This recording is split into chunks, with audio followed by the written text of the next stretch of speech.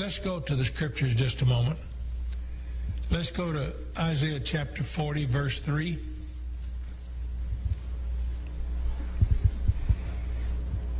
The voice of him that crieth in the wilderness, prepare ye the way of the Lord, and make straight in the desert a highway for our God. Now, how many of you know that's talking about John the Baptist? Amen. Now, how do we know that? Because John later testified to that himself. Matthew, Mark, Luke, and John, all four write about it. What about when Zacharias and Elizabeth were wanting a child, and they were seeking God for it? And it became Zechariah, who was one of the priests, it became his time to go behind the curtain into the holiest of holies and offer a sacrifice. And he got in there, and there was an angel there. An angel that told Zechariah something was going to happen. And it so shocked him that he became speechless. And when he came out, he couldn't even tell him what happened. You remember the story? Yes. Or must I go into detail of it? You know, and all I'm going to suggest you read this in Matthew, Mark, Luke, and John. Because Zechariah and Elizabeth no doubt talked about this until John the Baptist was born. And the reason I suggest that is because when John the Baptist was born, everybody gathered around. What are you going to call him? Zechariah the second or third or fourth or what he was? He wrote, he should be called John. You don't have anybody named John in your family? But he couldn't speak until then. But when he wrote that out and named the child John, then he could talk. How many times do you think that it was possible that Zechariah and Elizabeth took John the Baptist up on their lap and told them the story? You know, son, before you were ever born, your dad went one day to do this, and the angel of God met him. Told him to name you John. And there's a whole chapter in one of the Gospels telling what that angel had said to Zechariah and what Zechariah had said. And, you know, later on, they killed Zechariah. You ever tried to figure out why or think about why? It's because when Herod put out the decree that all the children were to be killed, somebody remembered, hey, there was a time when that priest said that an angel came to him and told him that a boy would be born. And you know what? That's so unusual. He's probably that boy. And they went looking for John the Baptist and his mother. And Zechariah wouldn't tell them.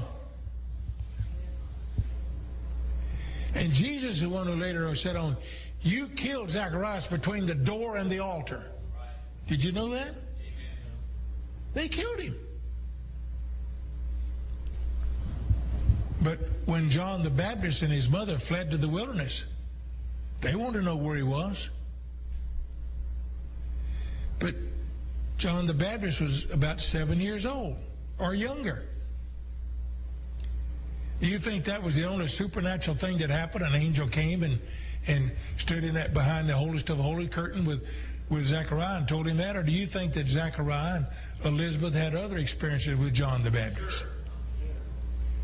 You don't think that Joseph and Mary, after Jesus was born, didn't meet this couple somewhere and talk to them about, you know, Mary, do you remember the day that you came to my house and you told me that you were and that my child John leaped in my womb? Don't you think those people talked about that? Would you? Would you have talked about it? Therefore, them being cousins, do you think there's any possibility that Jesus and John knew each other as children? Or do you think John lived in Jerusalem and Jesus up there and they never saw each other, never heard from each other? Is there a possibility that here's John baptized on the river and they're talking about him in Nazareth, said, hey, do you hear that guy down there? Yeah, that's my cousin. Yeah, I remember the story of his father when he met an angel in the holiest of holies. Come on, folks. Come on. Amen. I'm telling you this because I want you to see that the same thing happened in Brother Branham's life. Yes. This thing wasn't done in a closet. I can prove that. First time I went to Jeffersonville, one of the first things I saw when I come across the river was I saw a picture of a mayor. Can we put that up on the This is a billboard I saw. Richard Vissing. Welcome to me personally. Amen. To Jeffersonville. That's the way I took it. Because I went to see him. I wanted to know what he thought about William Branham, the pastor of the church about 8 blocks down the street from downtown. And you know what he said to me? Billy's a prophet.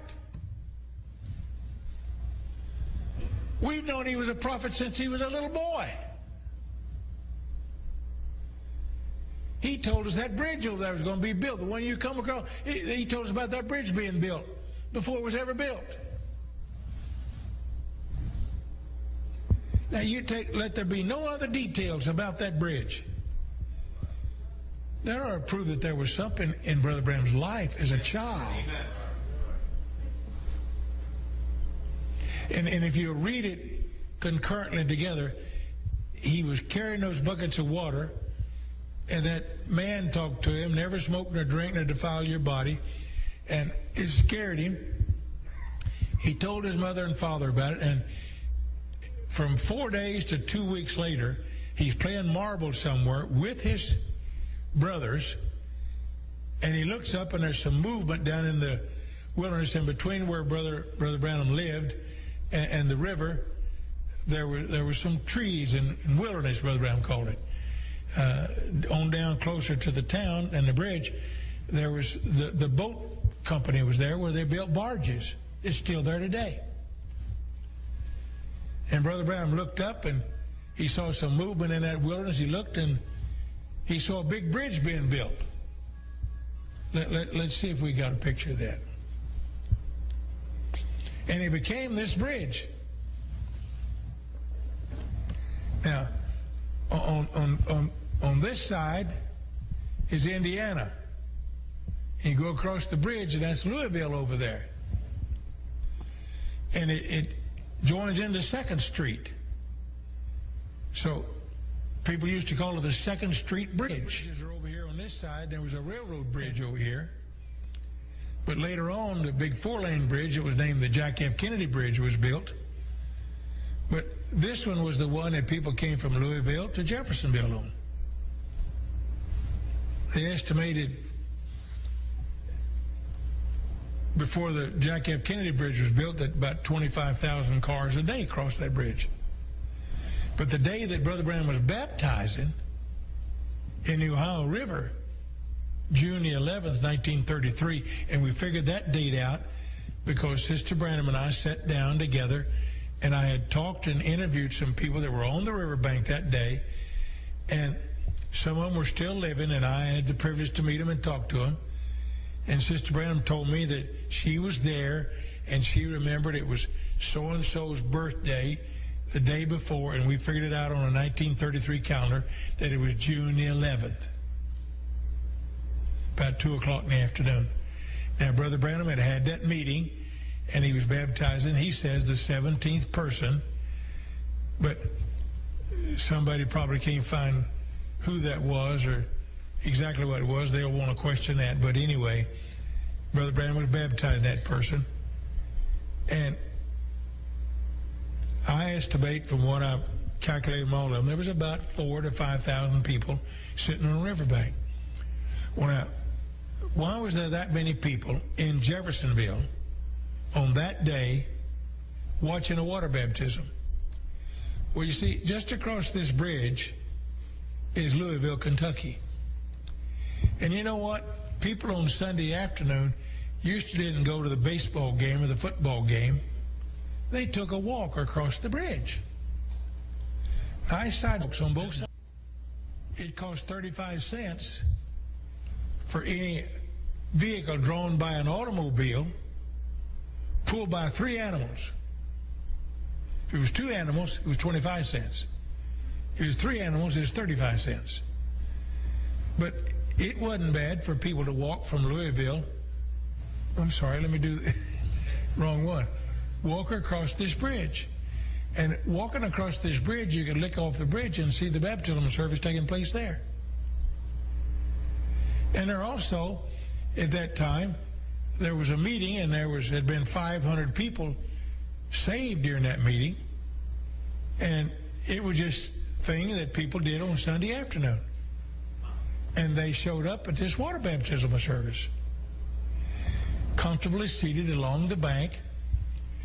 Ship's candy store was just down the street, and everybody bought a little bag of Red Hots or whatever candy it was, and that's one of the oldest privately owned businesses in America. Discovery Channel shows it every once in a while now on TV, and they still make candy the same way. And Brother Branham has made it very popular among the believers.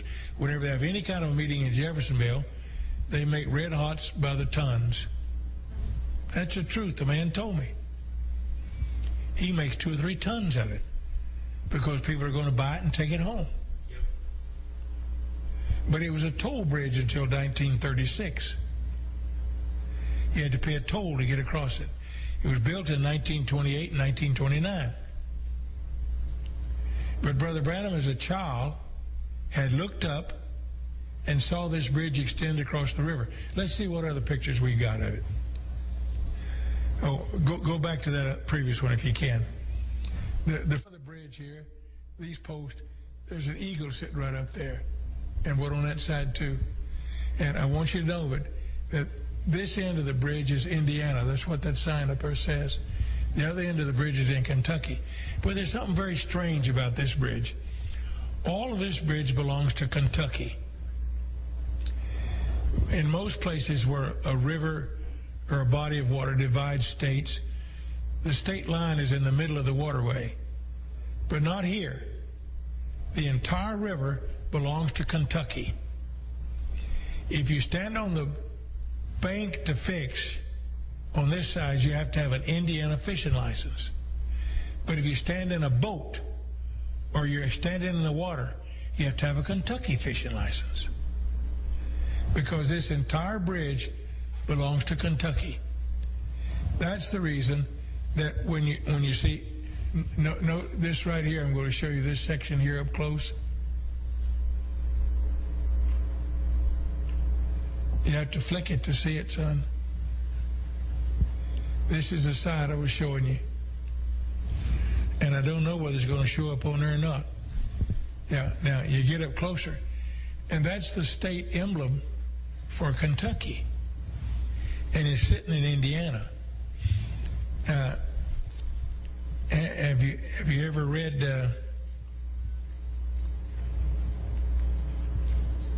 well, I don't want to quote it wrong.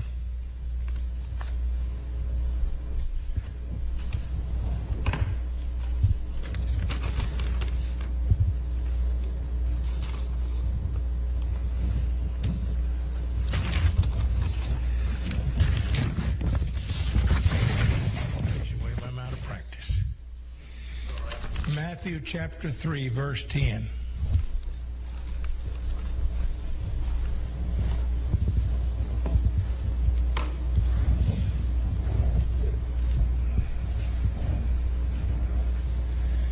And now also the axe is laid under the root of the trees.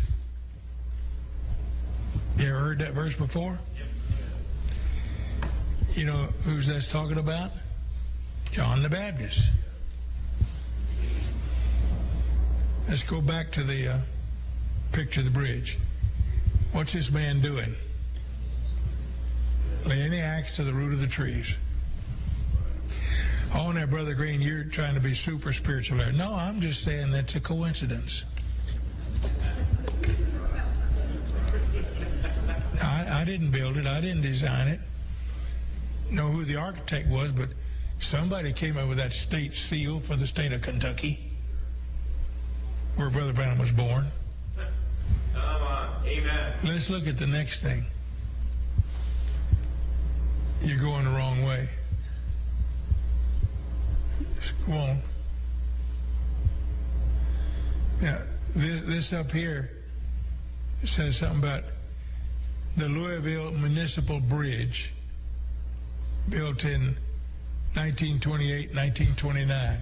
That's what that says. Let's see if there's another one. Now, Brother Branham, when he first saw this bridge, he was up the river, and I'd say that would be to the east. And this is the view that he saw of the bridge. It starts on this side and went out there. Now, Brother Branham himself one day took me in his car, and we went to the end of the bridge here, and there's a power plant right here. And we were down to the river, walked down the bank, stood there, and looked at this. And do I have a clear picture of it, the next one? And Brother Branham and I were over here, and we was looking this way. And if you account from that end, there's one section that goes from the land to the piling, one there.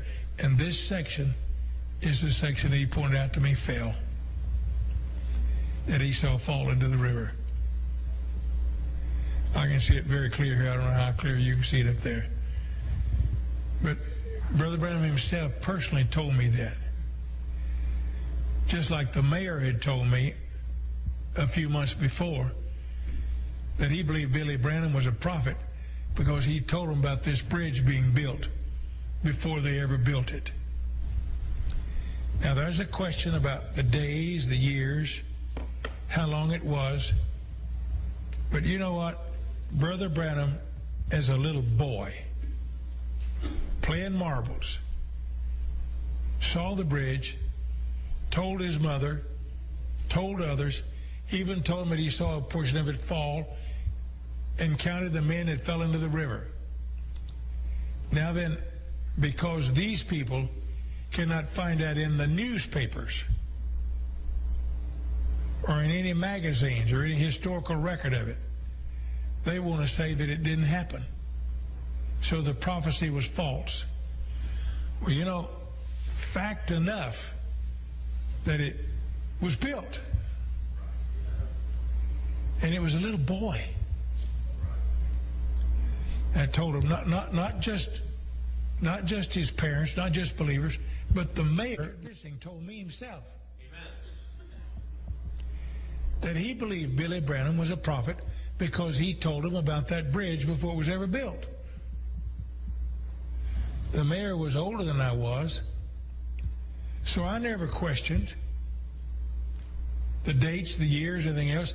And it was not until 2 years after Brother Branham was gone that I went up and even discovered these things on the end of the bridge. But the day after